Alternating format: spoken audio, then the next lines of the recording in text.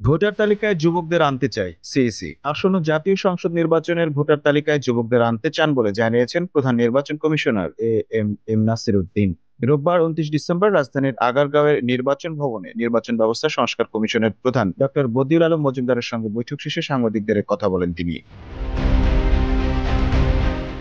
CEC বলেন, সংস্কার commission আমাদের সঙ্গে আলোচনা করতে এসেছে, কারণ ওনারা সংস্কার কমিশনের প্রতিবেদন খুব শিগগিরই সরকারের কাছে দিয়ে দেবেন। আমাদের কোনো সুপারিশ বা বক্তব্য আছে কিনা তা জানতে চেয়েছেন ওনারা। আমরা বিভিন্ন বিষয়ে যেটা ফিল করছি সেগুলো জানিয়েছি। তিনি বলেন, ডিলিমিটেশন সম্পর্কে কিছু আছে, ভোটার তালিকা সংক্রান্ত কিছু আছে, এছাড়া যেগুলো নির্বাচনের জন্য গুরুত্বপূর্ণ সেগুলোর বিষয়ে আমাদের কিছু সুপারিশ থাকবে। ওনারা সুপারিশ করুক আর না করুক, আমাদের তা অ্যাড্রেস করতে হবে, তা না হলে আমরা ডিলিমিটেশনটাকে অ্যাড্রেস করতে পারছি না। ভোটার তালিকায় যেহেতু যুবকদের আনতে চাই, সেহেতু এখানেও কিছু পরিবর্তন আনতে হবে। আমরা তাদের বিষয়গুলো জানতে চাইনি, আমাদের কি প্রয়োজন সেগুলো বলেছি।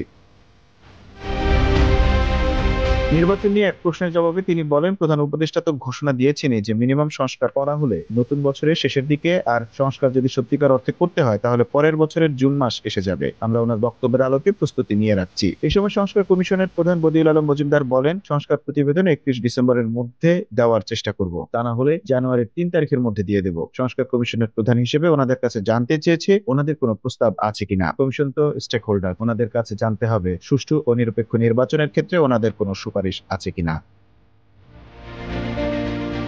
Mohammad Mahfuz, time news desk.